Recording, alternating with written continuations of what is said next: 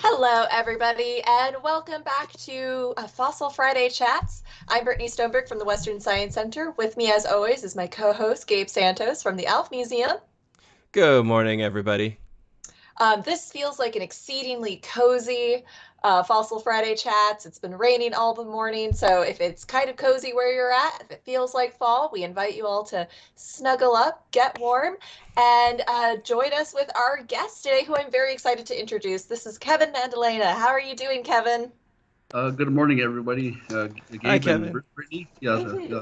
Thank you for having me. I'm from the state of New Mexico this morning. It's bright and sunny here, and I hope the rain gets sent here in the high desert and around the Colorado Plateau. Actually, Yeah, we Californians, anytime we see rain, we're like, oh my goodness, we're so excited. Yeah, there's very few things that get us like to care. You can be like, "Hey, look, there's someone down this there's a celebrity." We're like, "Okay, that's fine." And we're like, "There's rain." And we're like, "No Whatever. way, really where?" No way.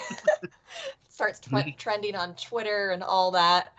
Yeah, it is great to have Kevin here today. We've known Kevin for a while. We're commenting how it's been a while since we've seen him, and we're very excited to have him today. If you're not familiar with Kevin's work, you're going to learn a lot about it today because he is an amazing scientist, conservationist, paleontologist who's from the Pueblo of Jemez, New Mexico, again, and a geologist and paleontologist. He works in conservation in trying to preserve indigenous ancestral lands and indigenous ancestral structures with the fossil record in our public lands and monuments. So we're very excited to be able to give you an opportunity to talk about your work today. thank you. I've heard you talk about it at conferences, and it's very cool to be able to kind of give you this platform. Thank you, Gabe and Brittany, and the staff at the Alf Museum, especially my mentors and Stuart Samito, who can't be here right now, but I'm grateful that I get to share what the breaking news is recently Yeah. with a major breakthrough with President Biden and Secretary Deborah Holland's proclamation just mere hours old actually. But Yeah. let's take a step back. My name is Kevin Madalena. I'm from the Pueblo of Jemez in north central New Mexico. It's a village about 50 miles north, a reservation 50 miles northwest of Albuquerque, and I'm broadcasting from the Pueblo of Isleta actually right now. There's 19 pueblos in the state of New Mexico, and as I was mentioned, I'm a paleontologist and a geologist, and it's been the greatest honor that I get to join you all, Brittany and Gabe and everyone. Um, I never outgrew fossils since I was a little boy. As with any 5-year-old on the reservation, I never outgrew Tyrannosaurus Rex. The old American Museum of Natural History, specimen 5027, the famous one, the kind of the older model, the bloated upright standing Tyrannosaurus Rex is the one that caught my attention since I was 5, and I decided to one day become a kind of a I wanted to be a doctor after that. I kind of outgrew for a little bit, but I fell back on rocks and fossils. So hence I'm joining the wonderful staff at the Alf Museum of Paleontology, and with people like Gabe and Brittany and the rest of my wonderful colleagues in the geosciences and conservation. As as a conservationist, and being being an indigenous tribal member enrolled in the Pueblo of Jemez and a descendant of the Pueblo of Pecos, I felt it was just recently in my career that I was obligated to help to conserve and preserve these ancestral structures of the ancestral Puebloan migration routes. That run from Utah, Arizona to present day New Mexico. And what's extraordinary about these migration routes is a lot of the other nations, such as the Dene, the Paiute, Ute, the Goshute, and the Apaches and we and the Tawana Oldham and we all overlap these ancestral groups. So in the contemporary times of conservation land defense and ancestral lands defense, we all had to come together because we in this extraordinary area we all overlap and we share these ancestral lands.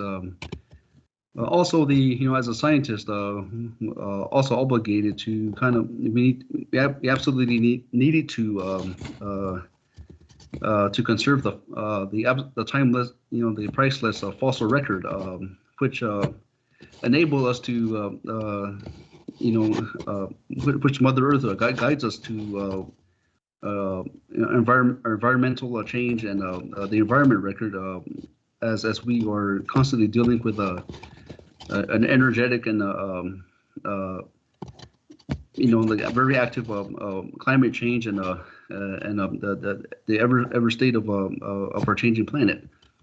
So I naturally felt this was a calling in life, in which I was obligated to do to conserve these ancestral structures and ancestral lands because they belong to our children, and the public lands because for obviously for the future generations of the researchers and for our fellow Americans' use of these lands. So I the contemporary state right now is wonderful news as President Joe Biden and Secretary Deborah Haaland, who made history herself as the first Indigenous woman to serve in the cabinet position. It was declared that yesterday the 3 national monuments will be restored or expanded with the Bears Ears National Monument in Utah, which was declared by the Obama administration in December 28th, 2016, and in 1996 with the President Clinton and his administration, he declared the Grand Staircase-Escalante a national monument in the vicinity of the southern Utah by St. George and Escalante, Utah. So I've been elated for the past few hours because of this this wonderful broadcast, and I get to talk to my wonderful colleagues, and also the years of hard work advocating and advocacy and land conservation from tribal officials at the request of tribal officials, and my colleagues with the Society of Vertebrate Paleontology and the Geological Society of America. So it's been an exciting few hours. With the official announcement, and the third national monument is actually in New England, in the vicinity as well as today's proclamation will be broadcasted as well. Taking another step back, in 1906, President Teddy Roosevelt declared something called the Antiquities Act, which ensures any as the language was very different for his time, as it was said in the Indian ruins in the Southwest and any antiquities. Also some mineral rights as well were declared by President Roosevelt. As with anything in time, the language and the nomenclature or names evolves over time with the congressional approval.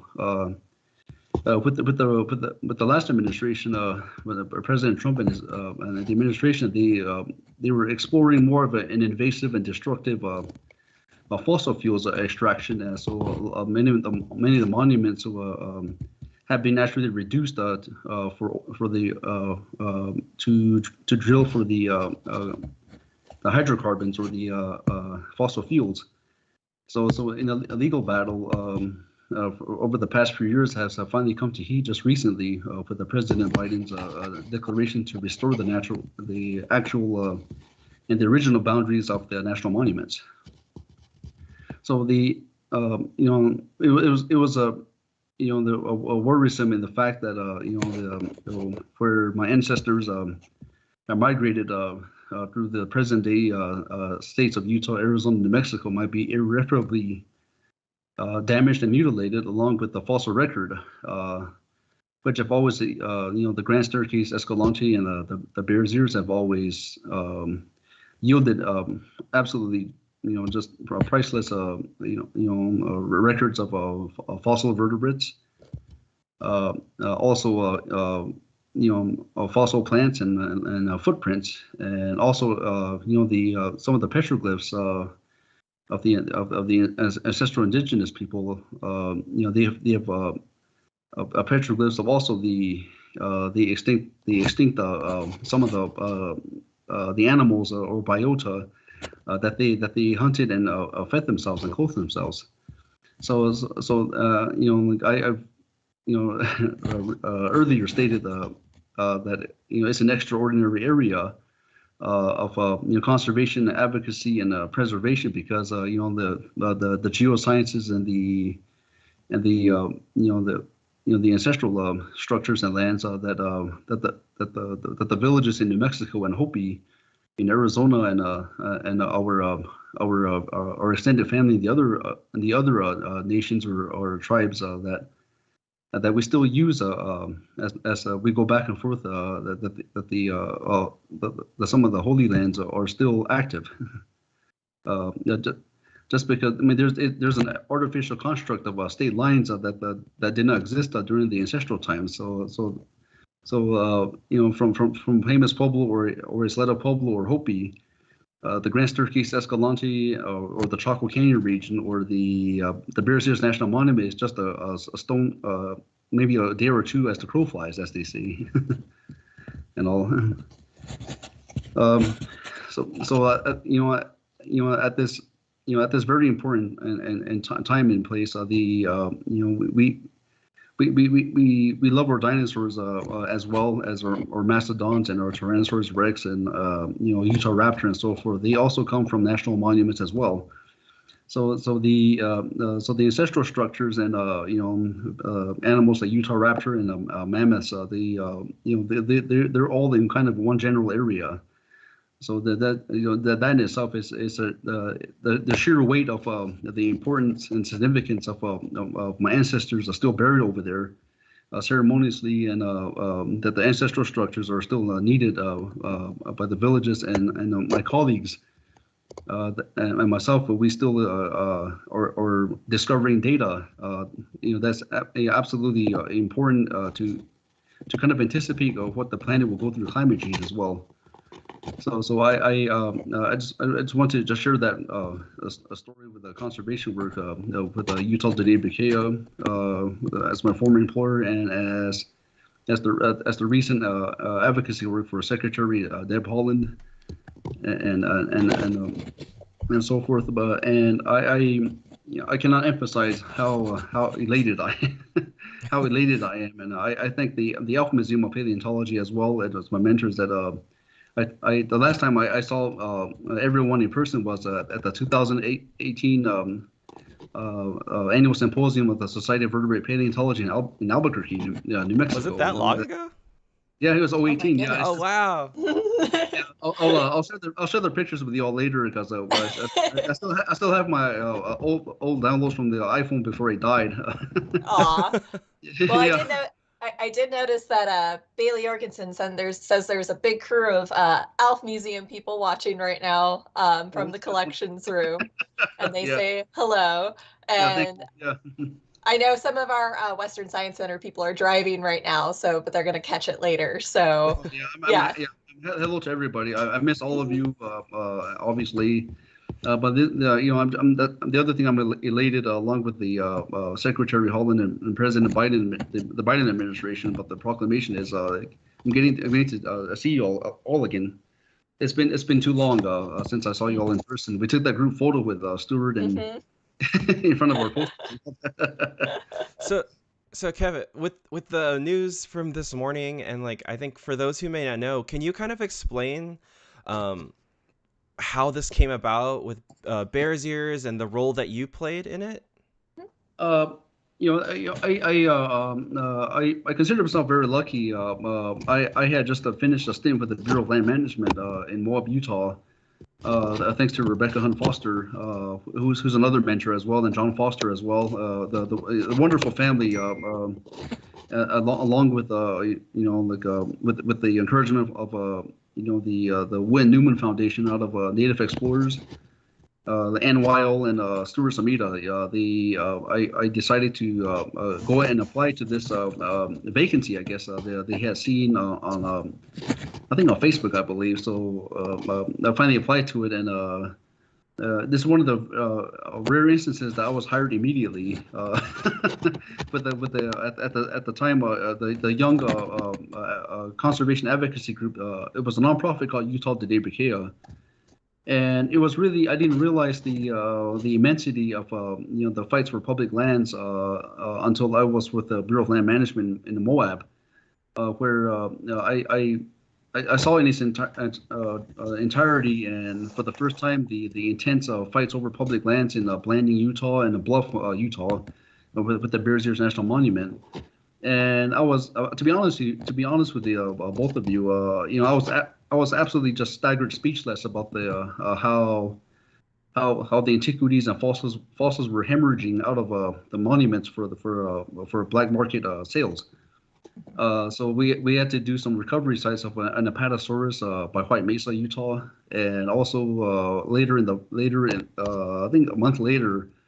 There were some looted sites with the keyvine net around the area of that Apatosaurus that we recovered as well. So I immediately felt knew it was a calling in my life, and also as a paleontologist and a tribal member that I need to start contributing in a way to help everyone, with the tribes and our wonderful academic group, the groups to preserve this data. The ongoing looting, it's obscene, and theft and all. So that I think that's what got me involved. So in 2017, I finally had my boots on the ground in Utah and Arizona. Doing the outreach for and also formally being in an appointed leadership in 2014 also kind of made it easier to deal with the leaderships in Hopi and New Mexico, the 19 Pueblos in New Mexico, and the Dene in Utah, and Arizona, and New Mexico as well.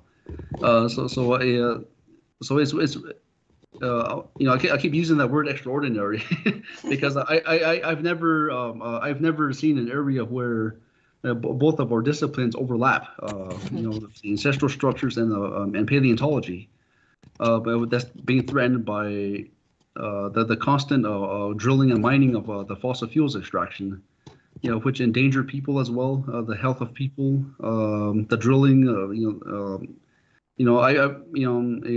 I'm not ashamed to say this, but I've been a part of drilling operations before as well for geothermal and a couple of oil rigs and all that when I was with New Mexico Tech and all that. I understand it's for strictly learning for stratigraphy and sedimentology, but I know what kind of destruction that it does, and a lot of it is not reclaimed, so to speak. Yeah. How what you mentioned, as a paleontologist, geologist, like how you try and recover and protect these structures and fossils from looting. What are some of the techniques that you have to use in order to A, prevent it, or B, try and get those items back? I think for the reclamation of the repairs of the ancestral structures, I notice I don't use the word ruins. That's ruins kind of denote a sense of extinction. So like obviously I'm still here, obviously. Or read the poem Ozymandias. That's what ruins. Ruins are. Usually by oral tradition of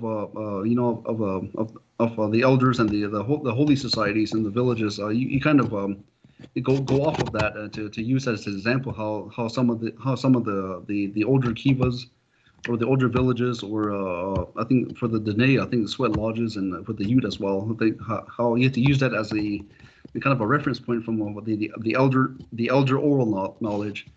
As for the paleontology and the geosciences, obviously, you all as my colleagues of the published materials that you all have, and our teachers. So there's that two sources of resources from the elders and our counterparts and our teachers as well. That's what we were using. We would do our public advocacy and outreach.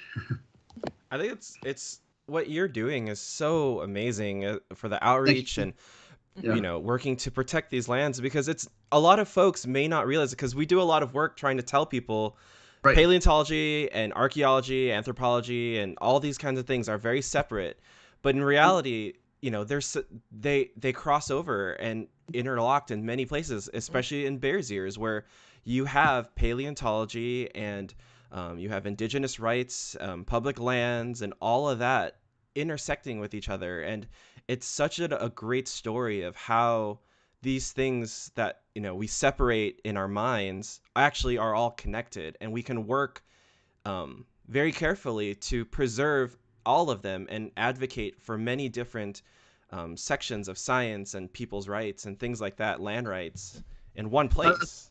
Yeah, I think it goes back. Thank you, Gabe, on that. You're absolutely correct in that observation. Also, it goes back a lot further. The older ones, the ancestral Pueblo ones, and the other nations on their respective ancestors, they knew about the animals. I think because some of the ancestral structure in the villages, there are dinosaur footprints that have been cut and placed upon some of the undisclosed villages, and along with the petroglyphs of the game that they hunt. So they were kind of right that it's really endearing and kind of it stops you dead in your tracks, because you have like a petroglyph of a large bird on top of a tridactyl, a growliter or Eurobrontes print, the three-toed footprint. There's a petroglyph of a bird on top of it, so they knew about the animals. And in time when I was really into dinosaurs in the village, it was shared with me that there were other worlds before us as well. I think it's just arrogance of humans that we were the only ones that shared this Mother Earth and all that. So there were other worlds before us. I was reassured, and that we all weren't meant to be together at some point, but that's the explanation that I've always lived with since I was little. Yeah, that's awesome. I think those are the kinds of stories that are unfortunately not carried over into science, right? Like there's a lot more talk and advocacy for traditional ecological knowledge, and all these traditional stories that are actually explanations, some of the first explanations of science. And again, we separate these out, but I think you're showing an amazing way in which all of these things can connect. And so it's just so cool to me, because for me personally, my family's from the Philippines. I don't know a lot of these stories, but I'm starting to discover them myself and learning more about like fossils and how they intersect with indigenous rights in the Philippines and things like that. And getting to see it working in Bears Ears and the work that you've all done there is something that's really pushed me to learn more about how that works in my culture. Right. Yeah. I will ask the old ones for guidance, and hope I think Senator Pacquiao will probably win his election. So for your peoples, how that. So, but I hope he's sympathetic like with indigenous rights as you're a fellow indigenous too, Gabe, and all that. So I pray the same for your people as well as the indigenous people on this continent. Yeah, but the advocacy of land rights, it overlaps with so many things with the current the graphic, the missing murdered indigenous woman, that goes hand in hand with the fossil extraction, as the fossil fuels extraction as well. So basically, the mining and the drilling is basically a rape of Mother Earth as well. So that's the other, the obligation, as indigenous scientists is to do more outreach and more education in that element as well. Before I met my girlfriend, I was a single father of two girls, so it hits home very closely as well in this, doing the work in Utah and Arizona, New Mexico, because on the way to the national monuments, you see these enormous drill rigs in the San Juan Basin in northwest New Mexico and the southern Utah in San Juan County around the Bears Ears.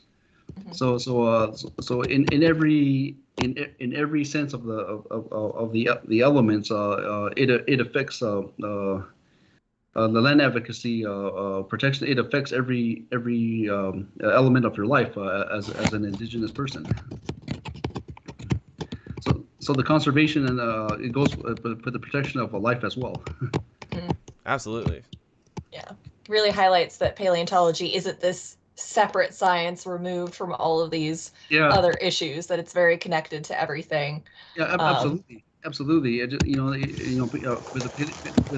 geosciences, especially in paleontology, we've all seen what the climate change, it moves animals, it moves life as it did my ancestors as well. So hence it starts migrations. Do we have any questions in the chat, Brittany? Yeah, let's go ahead and look. And again, if you have any questions for Kevin, go ahead and put them in the chat and we'll get to as many as we are able. This first question is from Heathen Wizard. Hello. Hello. How can paleontologists help with indigenous language revitalization? Is that something that paleontologists can assist with in their work? I think, hello, Heathen Wizard.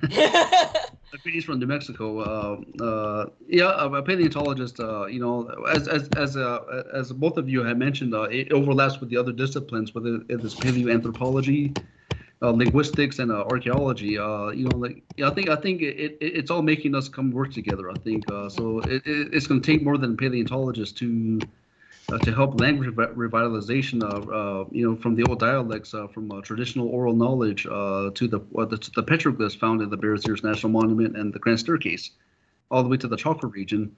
So I think it's more than a potentially possible that we can revitalize the older dialects of the languages.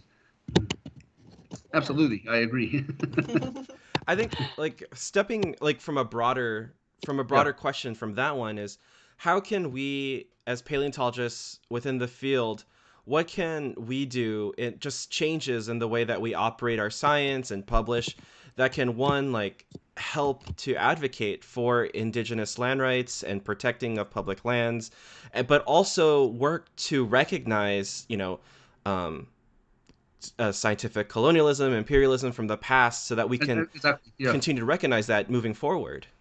Yeah, I think we just simply have to do a better outreach in reaching like STEM and minority students, especially women in science, minorities in science. I think we need to do a better job in for public outreach, like the banquet we have in SVP or in 018 to get more students involved. So I think language revitalizations and the recording of oral histories can be an easier job than it won't be as hard on all of us.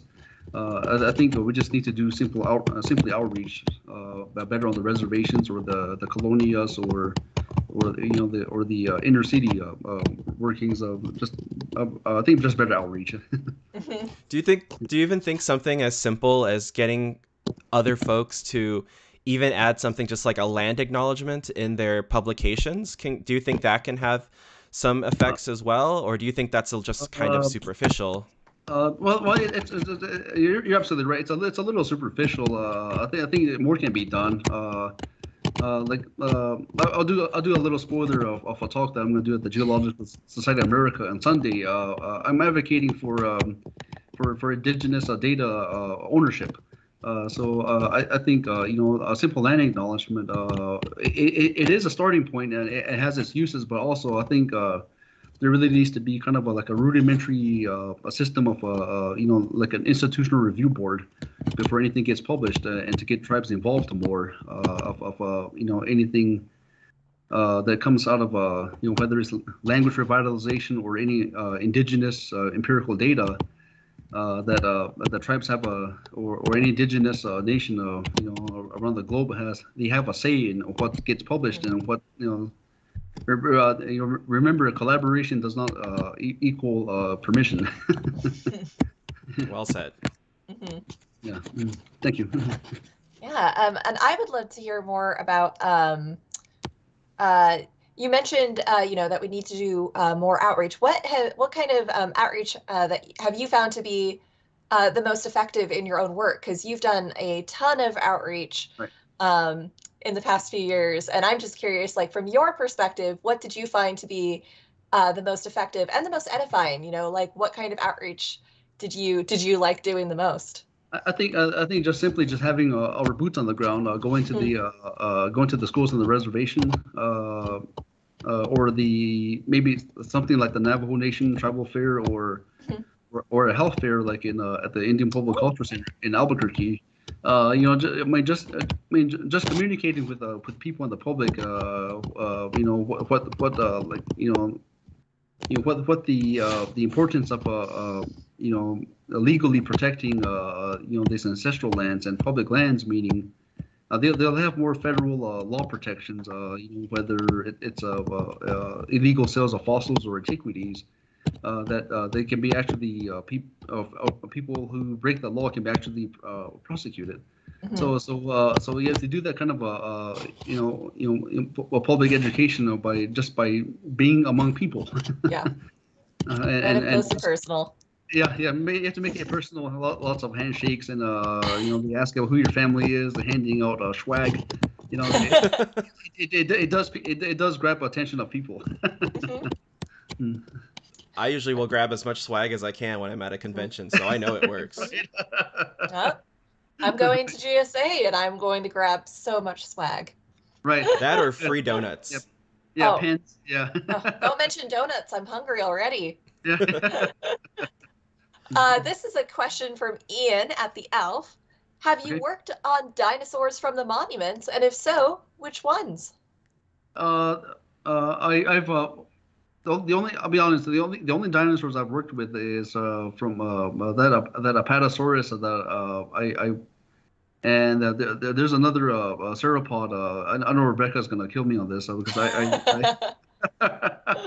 it's one of the. Gonna hear you and be like, oh. Yeah, it's one of the earliest ones discovered in the western United States, near Moab.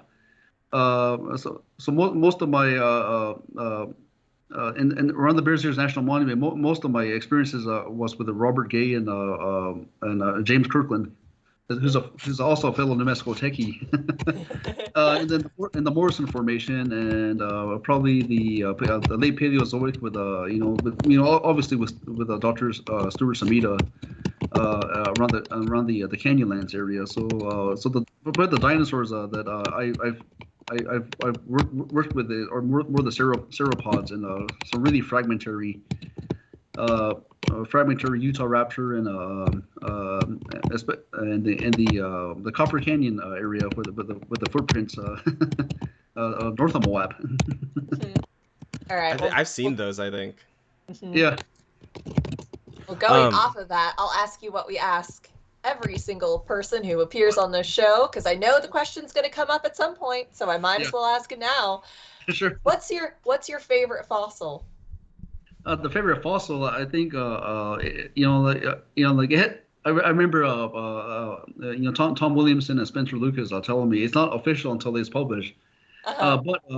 But we found some caudal vertebrae or tail vertebrae of it caught the attention of John Foster and Tom Williamson that we think we have a Torvosaurus in the Pueblo of Jemez. I know it's a rare large theropod in the late Jurassic, but I think that's my most favorite one that I've found in the Morrison Formation at home in Jemez. That's so cool. Yeah, Awesome. I know, understand the rarity. I think there's like two, like in Colorado, I think, or one in Utah. But here's like a couple of adults kind of mixed in together. And I guess there's the some very specific like some structures in the caudal. It has a very sharp keel on the ventral, I mean the dorsal side of the caudals. It's a very sharp pinched. And I was told Allosaurus doesn't have that, and Ceratosaurus doesn't have that, and we can only guess which theropod it comes from now. And, it's Torbosaurus. Nice. That's Yeah, so cool. yeah. How did John's eyes nearly popped out of his head. Holy, where this thing? Going Havis, it's in the surface. one of those finds are just like, okay, well, yeah, we'll go from here. Yeah. Thanks, John. How I know you talked a little bit about it earlier, Kevin, but how did you find your way into paleontology and geology? Because I know you said you were, interested as Tyrannosaurus when you were a kid, but kind of Yeah. what was like your path to becoming a paleontologist and today? I'd like to thank my parents, actually, James Roger and Karen Madalena. Actually, my dad was kind of paved his own history in himself. He was the first of Puebloan state representative in the New Mexico legislature, and before he could, right at the beginning of his political career, he was the Sandoval County Commissioner in New Mexico and the tribal administrator of Jemez Pueblo. So he used to get sent to Washington a lot, D.C. For the Bureau of Indian Affairs and the Department of the Interior work. So he finally told me like just instinctively he used to stop at the Smithsonian a lot and like just start buying dinosaur books, and As you do. so literally my parents are literally like the ones solely responsible, along with the Tyrannosaurus Rex, that that I got my start in the geosciences and vert paleo. That's awesome. Yeah. Remember that's where the old like Rudolf Zillinger mural and the famous upright Yeah. stance of the AMNH 5027. That's the first time I ever saw that. I just never outgrew it. Oh yeah. Also the original Land of the Lost on Saturday morning, so that helped as well. I remember Grumpy the T-Rex and Alice the Allosaurus. It always helps to have like those kind of things, like those shows and stuff to help, keep your imagination going. I can think like Magic School Bus and stuff like that. Oh yeah, absolutely, yeah. I think I remember. I think there if I can remember correctly, there was an episode of Captain Kangaroo that it was a kind of a musical. They had like coelophysis fighting like a polacanthus or something. I forget. Oh, cool. Yeah. I kind of need to find that later. Yeah, now I need to go to YouTube. Somebody was singing along with it. I remember it was a musical.